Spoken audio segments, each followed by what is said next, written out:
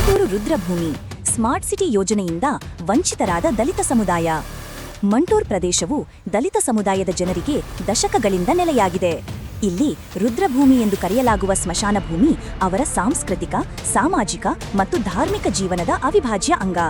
ಇದು ಕೇವಲ ಒಂದು ಭೂಮಿಯ ತುಣುಕು ಅಲ್ಲ, ಬದಲಿಗೆ ಪೂರ್ವಜರ ಸಂಪರ್ಕ, ಸ್ಮರಣೆ ಮತ್ತು ಸಮುದಾಯದ ಗೌರವದ ಪ್ರತೀಕ.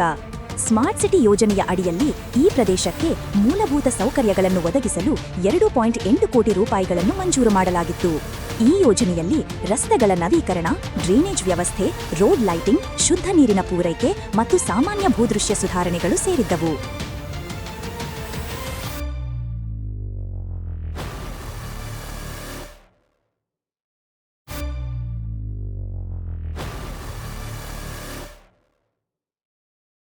ಈ ಸ್ಮಶಾನ ಹೋರಾಟ ಸಮಿತಿಯಿಂದ ಇವತ್ತಿನ ಮಟ್ಟ ಸ್ಮಶಾನದ ಬಗ್ಗೆ ಎಷ್ಟೇ ನಾವು ಅರ್ಜಿ ಕೊಟ್ಟರು ಅರ್ಜಿ ಮಾತ್ರ ಇದು ಮಾಡ್ತಾ ಇಲ್ಲ. ಒಲೆ ನಂಬರ್ 8 ಆಯುಕ್ತರು ಹಾಗೂ ಮಹಾನಗರ ಪಾಲಿಕೆ ಆಯುಕ್ತರು ಪೂಜ್ಯ ಮಹಾಪೌರರಲ್ಲಿ ಇನ್ನೊಮ್ಮೆ ವಿನಂತಿ, ಪರಿಶಿಷ್ಟ ಜಾತಿ ಪರಿಶಿಷ್ಟ ಪಂಗಡದ ರುದ್ರಭೂಮಿ ಅಂತೇಳಿ ನಿರ್ಲಕ್ಷ್ಯ ಪಡಿಸ್ತಿದ್ದಾರೆ ಅಂತೇಳಿ ನಮ್ಗೆ ಅನಿಸ್ತಿದೆ. ಯಾಕಂದ್ರೆ ದಲಿತರ ಉದ್ಧಾರ ಖಾಲಿ ಜಾಹೀರಾತು ಸರ್ಕಾರಿ ದಾಖಲೆಗಳಲ್ಲ, ನಾವು ಪ್ರತಿಯೊಂದಕ್ಕೂ ಹೋರಾಟ ಮಾಡಬೇಕನ್ನೋ ಪರಿಸ್ಥಿತಿ ಅದು ಇದೇ ಉದಾಹರಣೆ.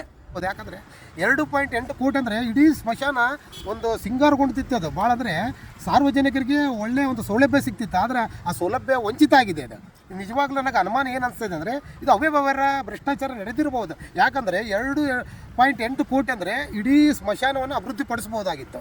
ಆದರೆ ಇದು ಯಾಕೋ ಅದು ಸರಿಯಾಗಿ ನನಗೆ ಅನುಮಾನ ಆಗ್ತಾಯಿದೆ, ತನಿಖೆ ಆಗಬೇಕನ್ನೋದು ನಾವು ಈ ಮಾಧ್ಯಮದ ಮುಖಾಂತರ ನಾವು ಒತ್ತಾಯ ಮಾಡ್ತೀನಿ. ಯಾಕಂದರೆ ಇವತ್ತು ಗಿಡ ಕಂಟಿಗಳಂದರೆ ಜಂಗಲ್ ಆಗಿಬಿಟ್ಟಿದೆ. ಇದು ಸ್ಮಶಾನನೋ ಜಂಗಲ. ಈಗ ರಾತ್ರಿನಲ್ಲಿ ಯಾರು ಅಂತ್ಯಕ್ರಿಯೆ ಬಂದಂದರೆ ಎದುರ್ಕೊಂಡು, ಯಾಕಂದರೆ ಹಾವು ವಿಷಜಂತುಗಳು ಇದ್ದಾವೆ, ಮಳೆ ಜಾಸ್ತಿ ಆದ್ರಿಂದ ಈ ಗಿಡ ಗಂಟೆಗಳು ಸಾಕಷ್ಟು ಬಾರಿ ಮಹಾನಗರ ಪಾಲಿಕೆ ಆಯುಕ್ತರು ಮತ್ತು ವಲಯ ಅಧಿಕಾರಿಗಳು ಗಮನಕ್ಕೆ ತಂದರೂ ಸಹ ನಾವು ಮಾಡ್ತೀವಂತ ಹೊರತು ಇನ್ನೂ ಮಟ್ಟ ಅವರು ಯಾವುದೂ ಸ್ಪಂದನೆ ಕೊಡೋದಿಲ್ಲ. ಮತ್ತು ರಾಜಕಾರಣ ಜನಪ್ರತಿನಿಧಿಗಳಿಗೂ ಅವ್ರಿಗೆ ಸಂಬಂಧಪಟ್ಟರಿಗೂ ಮತ್ತು ಇಲ್ಲಿ ಸ್ಥಳೀಯ ಸದಸ್ಯರಿಗೂ ಸಹಿತ ನಾವು ಗಮನಕ್ಕೆ ತಂದಿರ್ತೀನಿ ಅವಾಗ. ಆದ್ರೆ ಮಾಡ್ತೀನಿ ಅಂತ ಆಶ್ವಾಸನೆ ಕೊಡ್ತಾರೆ, ಆದರೆ ಮಾಡ್ತಾಯಿಲ್ಲ. ಯಾಕೆ ಮಾಡ್ತಾಯಿಲ್ಲ, ಇದು ಇಷ್ಟು ನಿಷ್ಕಾಳಜಿ ವಹಿಸ್ತಾರೆ ಅನ್ನೋದು ಗೊತ್ತಿಲ್ಲ. ಯಾಕಂದರೆ ಇದು ಒಂದು ದಲಿತರನ್ನೋ ಒಂದು ಸ್ಮಶಾನ ಭೂಮಿಯನ್ನು ನಿರ್ಲಕ್ಷ್ಯ ವಹಿಸ್ತಾ ಇದ್ದಾರೋ ಅಥವಾ ಉದ್ದೇಶಪೂರ್ವಕವಾಗಿ ಮಾಡ್ತಾರಂತ ಅದು ನಮಗೆ ಒಂದು ಪ್ರಶ್ನೆ ಉದ್ಭವ ಆಗಿದೆ. ನಿಮ್ಮ ಮುಖಾಂತರ ಗಣಪತಿ ಹಬ್ಬಕ್ಕಿಂತ ಮುಂಚಿತವಾಗಿ ನಾನು ಈ ಸ್ಮಶಾನದ ಅಭಿವೃದ್ಧಿ ಬಗ್ಗೆ ಮತ್ತು ಇಲ್ಲಿಂದ ಸಮಸ್ಯೆಗಳ ಬಗ್ಗೆ ಮತ್ತು ಸ್ಮಶಾನದ ಗೋಡೆದ ಬಗ್ಗೆ ಮತ್ತು ಇತರ ಸಮಸ್ಯೆಗಳ ಬಗ್ಗೆ ಮಹಾನಗರ ಪಾಲಿಕೆ ಆಯುಕ್ತರಿಗೆ ನಾನು ಮನವಿಯನ್ನು ಸಹಿತ ಕೊಟ್ಟಿರುತ್ತೇನೆ. ಕೊಟ್ಟು ಅವ್ರಿಗೆ ಏನು ಮಾಡಿದರೆ ನಾನು ಆಯಿತು ಅದು ಏನಾದರೂ ಪರಿಶೀಲನೆ ಮಾಡಿ ನಾನು ಕ್ರಮ ತಗೊಂಡು ಅದು ಸಂಬಂಧಪಟ್ಟ ಅಧಿಕಾರಿಗಳಿಗೆ ನಾನು ಇದು ಮಾಡೋಕ್ಕೆ ಮಾಡಿಲ್ಲ ಸರ್, ಮಾಡಿಲ್ಲ. ಅವ್ರು ಪ್ರತಿಯೊಂದು ಸಲ ನಾವು ಹೋದಾಗೆಲ್ಲ ಇರೋದಿಲ್ಲ, ಆ ಮೀಟಿಂಗ್ ಈ ಮೀಟಿಂಗ್ ಫೋನ್ ಒಳಗೆ ಎತ್ತಿದ್ರೆ ಆಯಿತು ನಾನು ನೋಡ್ತೀನಿ ಮಾಡ್ತೀನಿ ಅನ್ನೋ ಸ್ಪಂದಿಸಿಲ್ಲ ಸರ್. 8 ವ್ಯಾಪ್ತಿನಾಗಿ ಬರ್ತದೆ ಸರ್.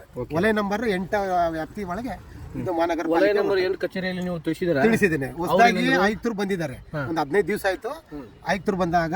ಮೊನ್ನೆ ನಾನು ಒಂದು ವಾರದ ಹಿಂದಗಡೆ ಬಂದು ಇಲ್ಲೆಲ್ಲ ಸಮಸ್ಯೆಗಳಿದ್ದಾವೆ, ಅವರು ಬಂದು ಸಹಿತ ಮನವಿ ಸ್ವೀಕಾರ ಮಾಡಿದ್ದಾರೆ. ಅಂದರೆ ನಮಗೆ ಆ ಒಂದು ಅನುಮಾನ ಬರ್ತಾ ಇದೆ, ಇವರು ಯಾಕೆ ಇಷ್ಟೆಲ್ಲ ನಾವು ನಮ್ಮ ಅಭಿವೃದ್ಧಿ ಮಾಡ್ರಿ ಅವ್ರದ್ದು ಒಂದು ಆದ ಕರ್ತವ್ಯ ಇದು. ಯಾಕಂದರೆ ಒಂದು ಜನರಿಗೋಸ್ಕರ ಇರುವಂಥ ಅಧಿಕಾರಿಗಳು ಇವತ್ತು ಯಾವುದೇ ಒಂದು ಜನರ ಸಮಸ್ಯೆ ಬಂದಾಗ ಸ್ಪಂದನೆ ಕೊಡೋಂಥ ಒಂದು ಅಧಿಕಾರಿ ವರ್ಗದವರು ಇವತ್ತು ನಿಷ್ಕಾಳಜಿ ಅಂದರೆ ಅವರು ನಿಜವಾಗ್ಲೂ ವೈಫಲ್ಯ ಅನ್ನೋದು ನನಗೆ ಮನಸ್ಸಿಗೆ ಹಾಕೈತಿ. ನಾವು ಅದಕ್ಕೆ ಈಗ ಮುಂದಿನ ದಿನಗಳಲ್ಲಿ ಇನ್ನೊಂದು ವಾರದಲ್ಲಿ ಮಾಡಲಿಲ್ಲ ಅಂದರೆ ಉಗ್ರ ಹೋರಾಟದ ಸರ್ಕಾರದ ಮಹಾನಗರ ಪಾಲಿಕೆ ಆಯುಕ್ತರ ನಡೆಯನ್ನು ಖಂಡಿಸಿ ಉಗ್ರವಾಗಿ ಹೋರಾಟ ಮಾಡಬೇಕಂತೇಳಿ ನಾವು ತೀರ್ಮಾನ ಮಾಡಿದ್ವಿ.